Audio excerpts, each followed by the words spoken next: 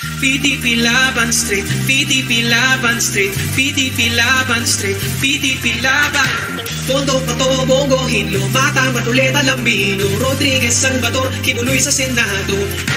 Pondo, Pato, Bongo, Hinlo, Mata, Matuleta, Lambino, Rodriguez, Salvador, Kibuloy sa Senado. Duterte Street, PDP Laban Street, PDP Laban Street, PDP Laban Street, PDP Laban, PDP Laban Street, PDP Laban Street, PDP Laban Street, PDP Laban.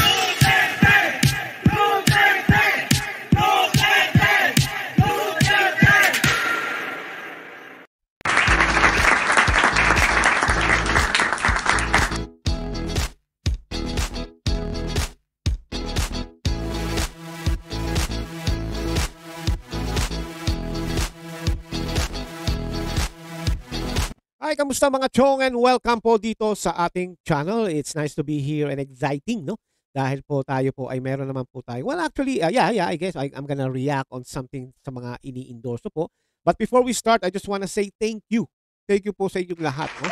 Sa mga kababayan natin sa Pilipinas at sa ating mga OFW kung saan kayo po ay sumuporta sa atin, no? Tayo po ay naka 1,000 plus K na po tayo, o 1,000 plus na bilang subscriber dito sa ating channel. Kaya palakpakan natin ang ating mga sarili dahil hindi naman po yung channel, no? At this channel is open para po sa lahat, no? Positive, negative, pag nagko-comment kayo, hindi natin pinifilter yan, hindi natin ini-stop yan. Karapatan yung magsalita. Kung ayaw nyo sa sinasabi ko, wala tayong magagawa, no? Kaya ang akin lang po masasabi ay salamat.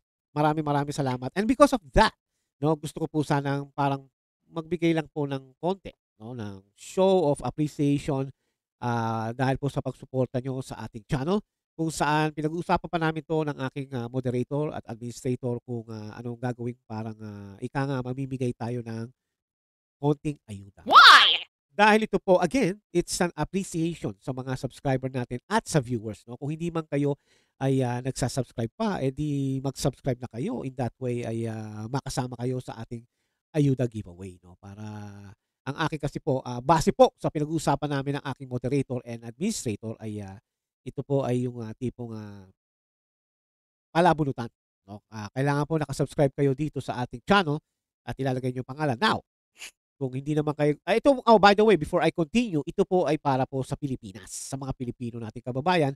Kayo naman po mga OFW, hindi nyo na kailangan yan dahil meron naman kayong mga chicha.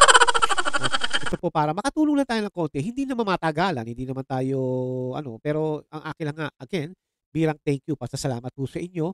At ang kailangan ko lang po sa inyo, pangalan nyo, GCash, no? Now, if you're not comfortable of giving your full name dito sa public, sa comments dito sa YouTube, pwede natin gawin yan sa Facebook kung saan pwede nyo i-comment, no? At tayo po ay, plano pa lang po to, ay palabunutan at malalaman nyo. Ngayon, again, if you're not comfortable, base sa pinag-aaralan namin, ay pwede nyo i-email sa akin. Next time, maglalagay na ako ng email ko diyan. In that way, ilagay nyo doon yung information nyo pag kayo nabunot para doon namin padala sa inyo over your GCash. Okay? So, we will let you know, we will update you very soon para kahit pa paano maipamigay na po natin ang ating showing of appreciation sa inyo. Okay?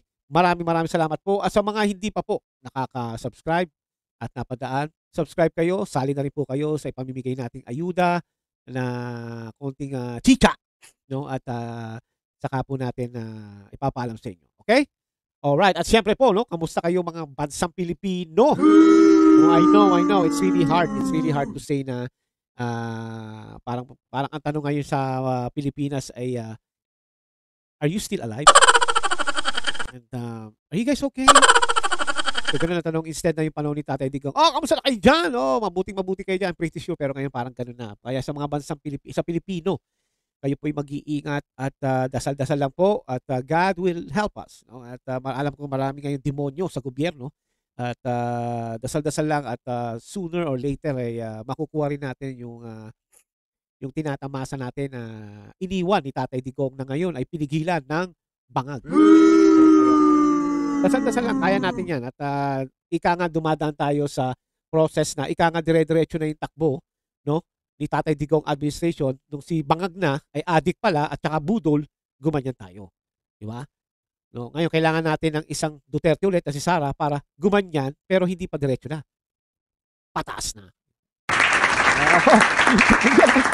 papayag niya, sasabihin na ng mga group of morons ay kalokohan yan. Si Sara Duterte, 125 million confidential fund. Wala na silang masabi talaga. Yun ang kaya ng ibitang sa ating VP Sara. But anyway, ganun talaga, no? Pagka bayad ka at binabayaran sila na para siraan ng isang Duterte o mga Duterte, ay ganun po talaga. But anyway, siyempre, hindi naman mawawala, no? Ang ating OFWs, no? Kamusta po kayo dyan, mga OFW? Kayo po ay isa kayo sa kailan, kaya tayo po ang ating pong channel ay nag-grow. Maraming salamat po sa tiwala nyo at tayo po ay ginaganahan lalo, no? Although sabi nga nila, Chong, ang bagal mo mag-upload ng video. Siya na po. Pero sooner or later, magla-live na to tayo at pumalpak pa ng live natin sa kakasilita ko, kakadakta ko, ay at least alam nyong live, no? At tayo hindi po katulad ng iba dyan sa Malacanang na kunyari live yung pala nakulong o nasita sa LA. Kilala nyo na kung sino yun. Dinamay pa, pero talagang damay. But anyway, kayo mga OFW, no? Kayo po ingat-ingat diyan at again, maraming salamat po. At sila po yung lagi nagtatanong sa akin. At ito nga, itong aking reaction ngayon ay tungkol po sa kanila na nagtatanong, Chong! Ano ngayon ang masasabi mo at after all na nangyari kay Sara Duterte, no? Yung impeachment, yung sa tatay niya, pinadala sa The Hague, at kung ano-ano pa, no? Yung sa Davao, kay OJC, ika nga kung ano yung Duterte clan o group. Yun ang binabanatan ngayon ng bangag administration sa katauhan ng isang General Pisot, no? Torre, na naglalakas-lakasan ng loob pero puro illegal ang ginagawa at na-promote pa. Kaya wala na katinuan itong presidente ng Pilipinas na sana, no, ay maging history na siya, no. Alright, anyway, explain natin 'yan, mag-ano tayo diyan, mag-react tayo ng konti at ito nga po, no, ito po si Vice President Sara Duterte, no? Ay nag-ano po siya, nag-i-endorse, no? At kung matatandaan nyo, ang ating VP ay sa sakit na nangyari sa kanya last year na up to now ay binabanatan siya ng mga congressman bayad, no, ni Tambaloslos, no? At kada conference nila o parang ano tawag doon, yung nagpapa-interview sila, no, yung mga congressman bayad ay may pera, no? Kaya panay lagi ang tira sa Duterte. Siguro sinasabi ng kung sino man nagbabayad sa kanila, kung sino man makapag-asar sa Duterte, meron kayong 10 million. But alam naman natin, no, at kailan lang ay pinalabas po ang survey, no, ng ating VP Sara, hindi ko yata nailagay dito dahil sa pagmamadali ko, no? Ay siya po ay nasa 61%. Oh my God. 61%. At yung isa ng mga presidente na nagpe-presidente, ang alam ko babae ang presidente natin, no? Ay nasa negative pa, no? Alam mo mga Chong, at ito kay Auntie Claire, no, yung Claire Castro na unspoken, ano tawag dito? Assistant spokesperson.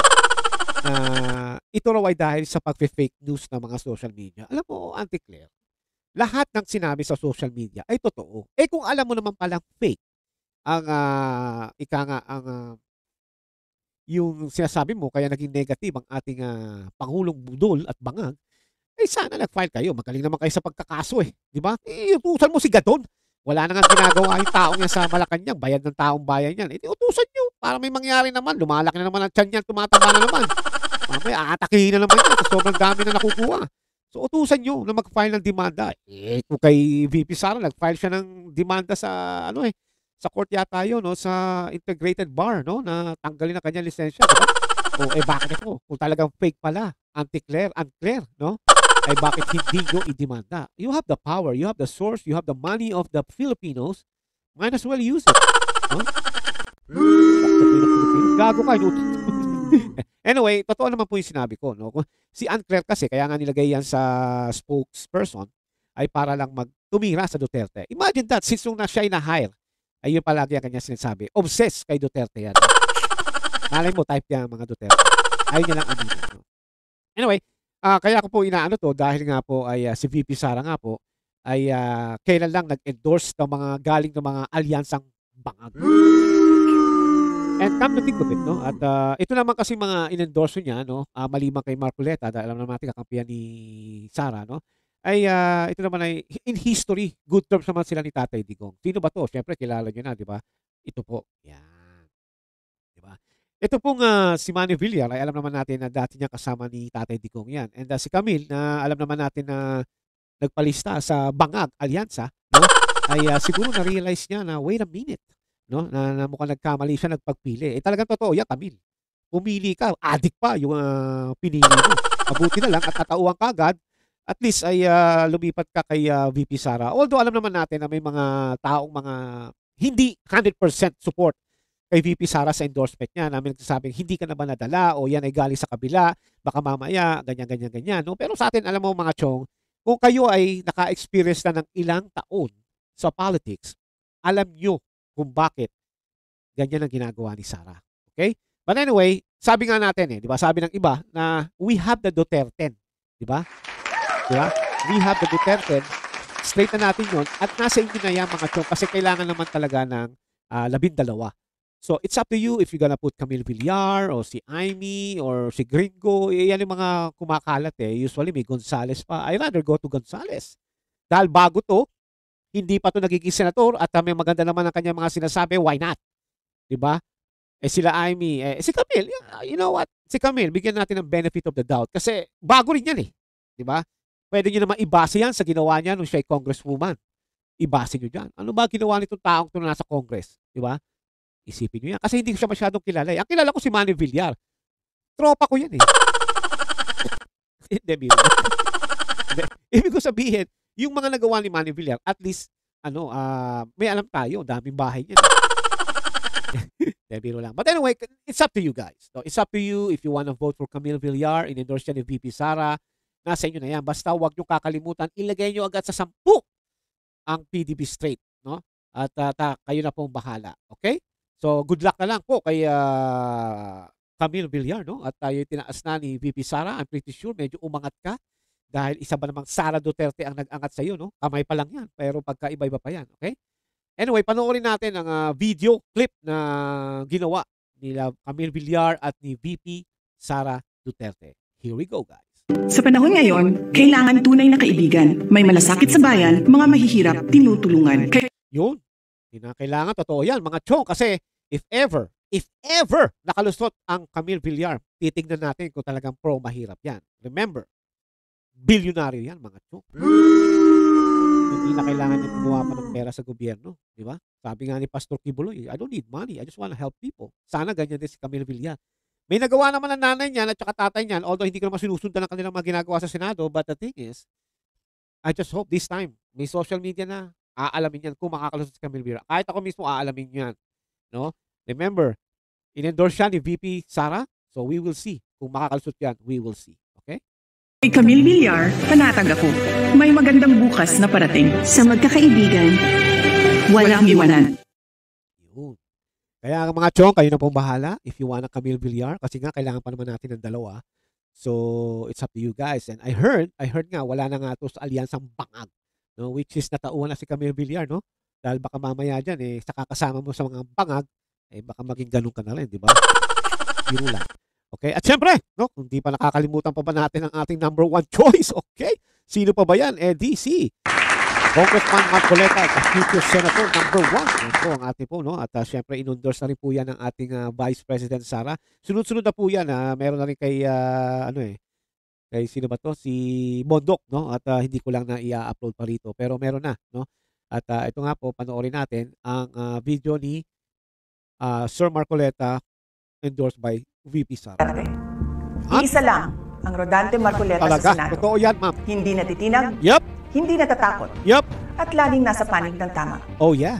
Noong pinupuna at tinatakot ang tanggapan ng pangalawang Pangulo, That's right. siya ang tumindig at dumepensa, hindi alintana ang pambabatikos. Dahil para kay Marcoleta, ang tama ay pinaglalaban kahit mag-isa ka lamang. That's right. Marcoleta, may prinsipyo, may integridad, may paninindigan. Kaya ngayong darating na halalan, iboto natin ang number 38 sa balota. Rodante Marcoleta sa Senado. Kay Marcoleta, may pag-asa ka.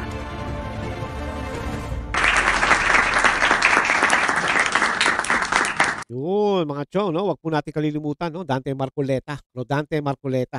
No? Kapag yan nakalusot sa Senado din, mga chong, yung sinabi niyang kuryente na the first 2,000 pesos sa bill nyo mga Pilipino, kung sino man ang qualified, kung sino man ang, syempre you need to sign up, ay libre ang first 2,000 pesos. I like that. Kasi nga naman, kung yun ang ilalagay nyo, kung yun ang ilalagay ng government sa Pilipino, direct na, hindi na magagalaw yan. Tama siya, walang magiging bida doon. It's just gonna be the government. No, it's just gonna be the government ang bida doon. Dahil biro mo, every month babayaran ng gobyerno ang 2,000 pesos. No? And the rest siguro, yung sobra, kayo na magbabayad. Napakalaking tulong po niya. Kaya yung sinabi ni Marcoleta yan, babantayan ko rin yan. Kailangan. Kahit kinakailangan email ko siya, sabi ko, hi! Nasa na yung 2,000 namin. Pero sabi nga nila, kinakailangan natin ang kasama ni Rodante Marcoleta para ma-approve. Pag ang nakalusot ay ang mga bangag, patay na naman, baka hindi matuloy. Okay? Alright. Okay, now, ito ang sinasabi ng big deal, no? Marami nagte-trending dito, no? Bakit daw si Amy? Ayan. Alam niyo mga chong, ako rin nabigla eh. No? Nung si Vice President Sara ay nagpunta sa, si Amy Marcos ang nagpunta sa Davao para siguro humingi ng tulong dito. And, the thing is, meron na talaga pagkakaibigan yung dalawang yan eh. Magkaibigan na yan at si Amy nga dahilan kaya nakipag-partner si Vice President Sara kay Bangag. Although alam naman natin nangyari, nabudol, blah blah blah. And alam naman natin na nananahimik na ang isang Sara Duterte sa Davao and she just filed a mayorship para sa Davao at pero dahil nga na-convince nito si Amy na tumakbo na lang dahil sabi nga nila, ito 100% na hindi mananalo ang Bangag, no? Kung hindi pa-partner si Sara Duterte. Which is true. Ito ay tanggapin ito ng mga bagong loyalistang Bangag dahil nga yung lumang loyalista ay dati po kay nila Senior Marcos to. Ito yung mga Bangag na bagong loyalista na bayad ay sinasabi na hindi raw totoo na kay Sara dahilan kaya nanalo ang Bangag. Come on. Kung nagkataon nga lang wala si Sara nung unity team na yon, malamang si Robredo ngayon ang presidente. Another typical dilaw na gano'n din ang mangyayari, malamang ipagkalulurin si Tatay Digong. Wala kang alusot eh. Diba? Siguro, come to think of it, kung si Isko ang nanalo, no, baka wala mangyayari. But who knows? Diba? Hindi rin natin alam. Pero ang akin lang talaga ay nabudol ang ating Sara Duterte. And she admitted it na nagkamali siya. And she also said na no more to Marcos.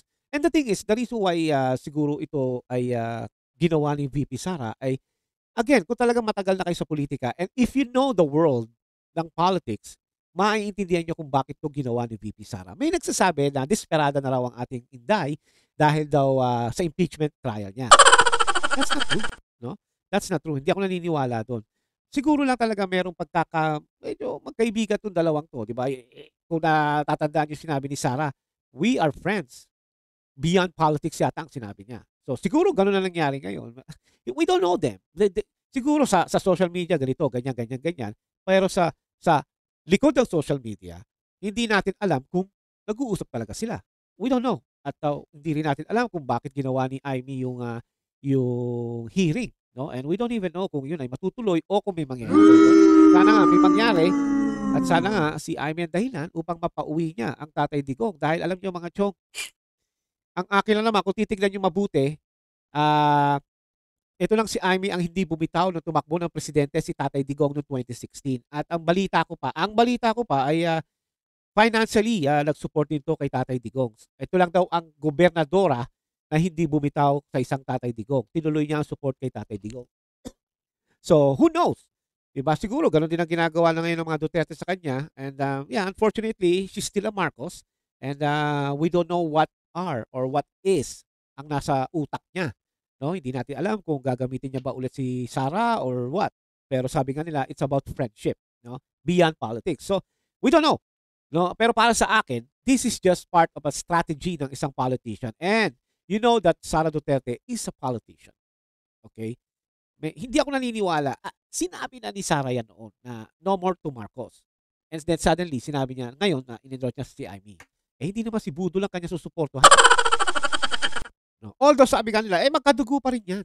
Magkapatid pa rin yan. Tama kayo doon. But you have to remember the fact, whether you like it or not, kung ang isang kapatid ay gago, yung isa naman ay hindi. At naniniwala ako dyan. No? Hindi lahat ng parte ng pamilya ay tarantado o masama o demonyo. Diba? siguro at least sa isang magkakapatid na miyembro ay may isang matino. And who knows? Baka siya or who knows? Siyempre, sigurado ako hindi si Budol.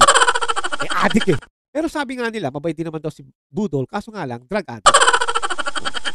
Kaya wala tayong magagawa, kontrolado ng asawa at yung asawa nga, positive din sa droga sa LA, pinauwi muna temporarily. Ang tanong ko nga, paano makakauwi yan? First lady yan, di ba? But anyway, that's gonna be another vlog, no? At inaabangan natin yan. Mga chong, sabi nga nila, it's gonna be up to you kung sino iboboto nyo for the 11th and 12th. As long as na iboboto nyo ay yung 10 nating PDP laban straight, di ba? Kasi nga po kung 12 naman yan eh. No, so it's gonna be up to you guys. Hindi naman kayo pinipilit ni VP Sara na, ay, iboto nyo to. Kung talaga malaki nyo sa akin, iboto nyo to. Remember, 32 plus million legally ang bumoto kay VP Sara. And I'm sure, no, in real talk, hindi lahat ng 32 million siguro agreed sa ginawa ni VP Sara. We don't know yet. Pero ngayon ang mga nakikita ko, ngayon din ang mga nababalitaan ko, ng mga nagsasabi sa aking mga kapwa vloggers na yung iba hindi pabor sa pag-endorse ni VP Sara kay Amy. Ngayon, sabi ng OFW sa akin, ikaw, Chong, ano nasa loob mo? Ang sa akin kasi, I have the experience of the politics. Meron tayong experience na kahit paano sa politika. At sa ginawa ng VP Sara, that is part of strategy. Okay? Kung ano man ang strategy nun, nasa kanya na yun, hindi niya sasabihin. Pero kung makikita nyo, the way she move it, the way she's doing it right now, it's a strategy. Hindi ako naniniwala na tanga si VP Sara at hindi na nadala-dala. And I know, marami nagsasabi na, ba't kaya si VP? Napinanga ang pamilya niya. Naglagay na naman ng Marcos, nag-endorso. Kaya nga sabi ni VP it's gonna be up to you if you wanna listen to me on my endorsement or kumuha kayo ng iba. Diba? Ganun talaga. Kaya ang akin lang po mga chong, tama naman si VP na, sige, I endorse her, pero kung ayaw nyo sa kanya, it's up to you. You have the rights to choose. Diba? Pero alam ko marami naniniwala kay VP. So, ngayon, umangat ang isang Amy Marcos. Diba? But the thing is, this is a political strategy. Maniwala kayo sa akin. Hindi ako naniniwala, sabi ni Ortega, yung congressman, no? Yung walang yang yon. No?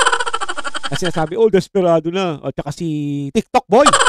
Si Raul Manuel, no? Yung outgoing ba yun? Si TikTok boy. Sabi niya, desperado na raw si Sara kaya kumukuha raw nakakampi para sa impeachment. TikTok boy. Gumamit ka muna ng utak mo. Huwag mong ilagay yung buhangin ng lupa ng bundok sa utak mo. No? Palibasa kasi kayo, puro lang kayo paninira ng tao, propaganda. Lagi yan ang sinasabi nyo, no? Wala sa dami ng sinabi nyo katotohanan, out of 100, 101 ang kasinungalingan. Kaya sa mga taong naniniwala kay TikTok boy, magpa-check na rin kayo. Okay? Anyway, panoorin natin bago tayo magpatuloy ang ads ni Inday with Amy, ang tinatakang itim. Di ba? Ipaglalaban tayo ni Amy Marcos. Itim ngayon ang kulay ng bansa. Sa gutom at krimen, nagluluksa. Gutom na ang sikmura, gutom pa sa hustisya. Hinigipit ang hindi kaalyansa. Marami ang nagsasalita. Pero sino lang ba ang may ginawa? Sino ang may ginagawa? Itim ang kulay ng pakikiraman. Itim ang kulay ng pakikiisa. Itim, laban ng tama. Itama ang mali. Iboto si Senator Amy. Iba number 39 sa balota, Senator Amy Marcos. Yun. Ayan. Okay? So, kayo na ang bahala dyan, no? Para sa akin, sa political strategy, may iniisip na naman si VP Sara. Who knows? Baka may nag-advise din sa kanya. Remember, lagi nag-uusap si Tatay Digong at saka si VP Sara sa Dahig, no? Yung isang vloggers dito, may nagsasabi na ayaw daw ni Tatay Digong kay Amy, di ba? Bakit vlogger? No? Alam mo na kung sino ka. Nando ka ba? Nakikinig ka ba? Di ba? May nagsabi pa sa'yo? Sinabi ba ni Sara Duterte na ayaw ni Tatay Digong? O nakita mo ba si Sara Duterte na nagsisinungaling habang sinasabi yan sa'yo? So, alam mo, marami nagmamagaling na vloggers, mga chong, at hindi sila sanay sa mga real talk na ganito. No? Dinadaan nila sa mga bola-bola, dinadaan nila sa title na ayaw raw ni Tatay Digong, yung gagawin yung ginawa ni Sara Duterte sa pag-endorso kay Amy dahil ayaw ni Tatay Digong kay Amy. Maniniwala lang ako kung mismo si Tatay Digong ang magsabi. At kung mismo si Sara Duterte ang nagsabi. Kasi nga, again, the only people na nakakapunta sa dahig sa loob sa ICC, si Sara Duterte, at yung mag-ina na si Hanilet, at saka si Katie. Diba? Malamang siguro pag pumunta si Baste, at saka si Paulo, sila rin. Kaya, itong isang vlogger na to, na nagsasabi na ayaw raw ni Tatay Digong, Sino nagsabi sa kanya? 'Di ba? Madali naman kasi gumawa ng storya, eh. But anyway, hindi ko naman siya sinisiraan o tinitira. Ang akin lang kasi, 'pag sinabi mong ayaw ni Tatay Digong kay Amy lately, naandun ka ba sa ICC nung sinabi yun? Kasi kung naandun ka, patunayan mo.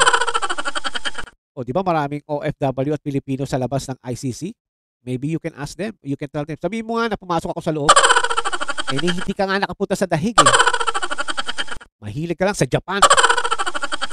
But anyway, yan, that's beyond the point, no? Hayaan nyo na, kayo nang bahala at sa mga supporter niya, viewers niya kung naniniwala. Ako, hindi. Hanggat may magsabi o magsalita si Tatay Digong na siya po ang nagsabi na ayoko kay Amy. Again, hindi natin alam kung ano ang pinag-usapan, kung nag-usap ba ang mag-ama tungkol dito. We don't know yet. And again, sinabi rin ni VP Sara na sasabihin niya naman, i-explain niya naman, magpapa-press conference siya soon. Okay? Kaya masasabi ko lang mga chong, ay we always support ang PDP laban. Okay? At wag po natin kalilimutan, no? I-straight po natin.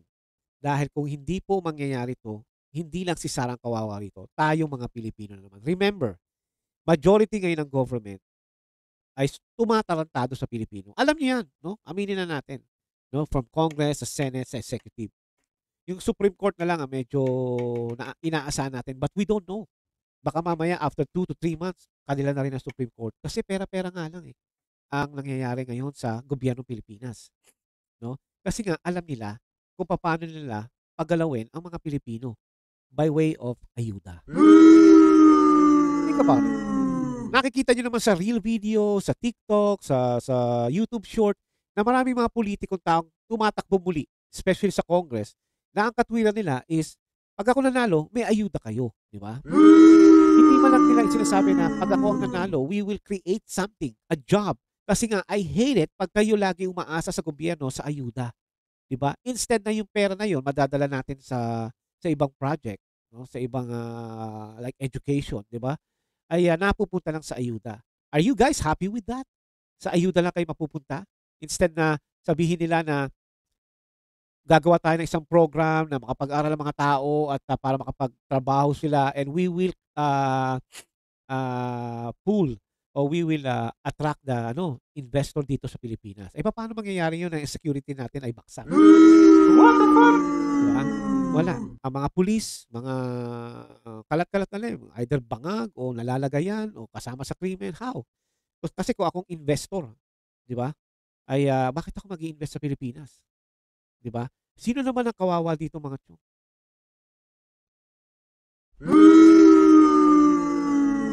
Ang Pilipino. Di ba? Akala ng mga congressman, ng mga nangangampanya, mga local government din, nasanay na, natuto na rin sa mga hayop na congressman na yan, mga tuwad kong member, ay ayuda ang pag-asa ng Pilipinas. Hindi po. Ang pag-asa ng Pilipino, stability.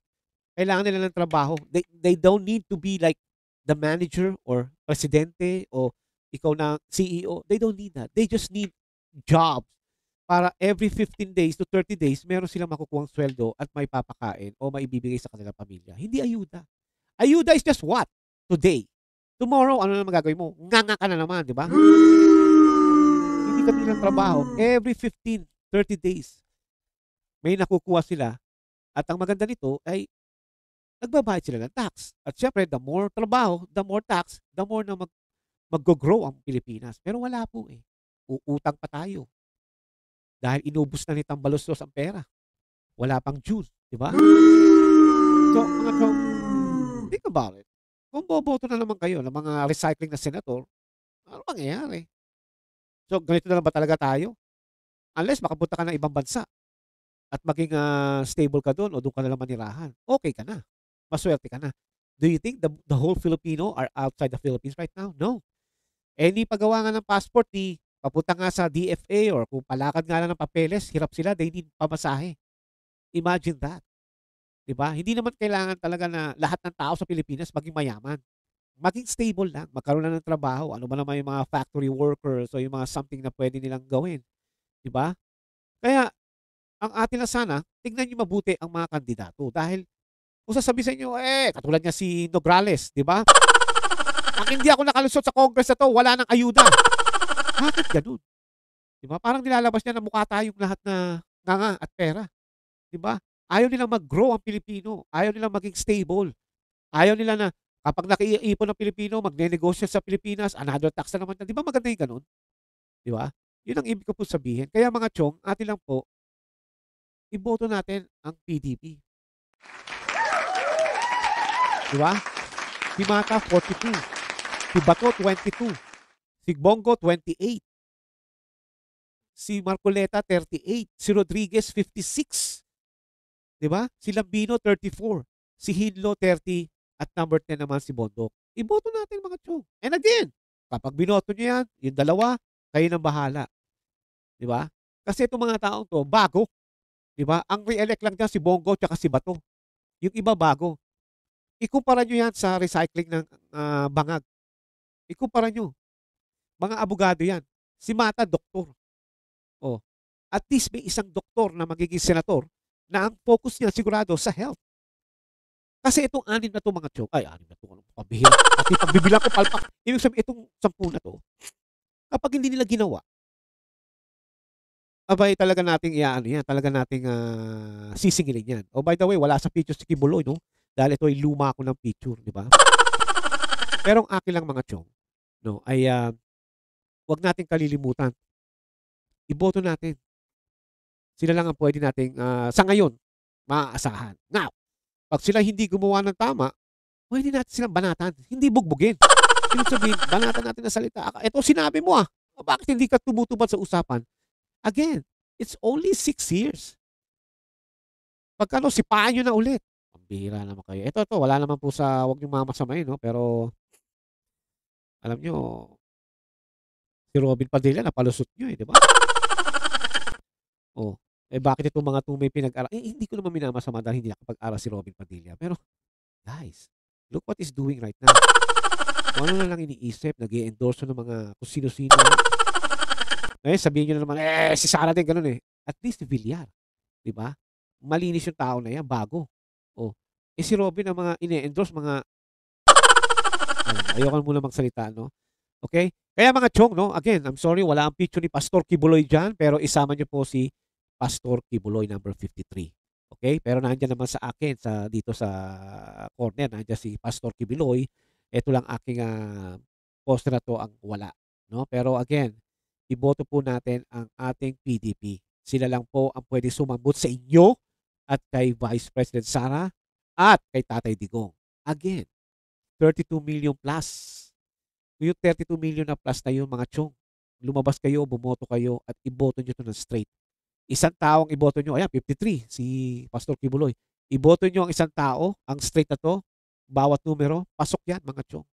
Nandiyan ang KOJC, nandiyan ang Iglesia ni Cristo, at saka sa Mindanao, kaya natin yan. And again mga chong, sabi nga ni Glenn Chong, no? Chong na, Glenn Chong pa, ayos But anyway, sabi nga ni Glenn Chong, dadayain ang 2025 election. Hindi papayag ang bangag na makalusot itong mga to. Alam nila na itong partidong ito ay umaangat at mananalo. No? Kaya ang ginagawa ng ibang bangag candidate ay humihiwalay na at nagkakanya-kanya na. Pero itong PDP, sama-sama pa rin silang mga nangangampanya. Si Pastor Kibuloy lang hindi makasama dahil alam nyo naman na pinag-initan din katulad ni Tatay Digong. Now, itong mga to may pag-asa. Ang problema, dadayain. Ngayon, ang sabi ni Glenn Chong, Atty. Glenn Chong, hanggat maaari, damihan ng boto sa mga to. Dahil kahit dayain, mataas pa rin ang score nila. Parang ginawa kay Tatay Digong noong 2016, dinaya na, pero dahil mataas ang boto, malaki ang boto, hindi na kaya ng dayain. Yan daw ang dapat natin gawin. Kasi nga, ang dayan, ayan may nagsasabi pa mga chong na nakaset up na raw ang mga mananalo sa 2025. Pangit nun mga chong, biro mo alam na kung sino mananalo sa 2025. So kung totoo ba yan o hindi mga chong, it's not good. No? Talagang hindi magandang pakinggan. Nakakatakot. Kaya nasa Pilipino ulit yan kung papayag na ulit kayong magpadala sa mga taong ito. We need them. Not because of the Dutertes. We need new candidates na may mga pinag-aralan. Remember, Marcoleta is helping Filipino to pay for the bills. Isa lang yan. Next is si Atty. Vic Rodriguez. Gusto niya ibalik ang death penalty as the same as Pastor Kibuloy. Siyempre, susuportahan ng mga ito. Kapag nangyari yung mga chong, gaganda ang Pilipinas. Bakit kanyo? Pag may death penalty na sa kurap, malamang mauna pa si Tambaloslos diyan ilagay sa death penalty. No, maniwala kayo. Ngayon, kung gusto niyo maging gagong Pilipinas, mahirap, walang magagawa. Pabayaan niyo na madaya. Pero wag po. Ilaban natin itong mga to. Okay? Alright, bago tayo magtapos mga chong ay gusto ko muna pakita sa inyo ang ginagawa ng ibang kalaban sa politika. No? Wag naman sanang ganyan.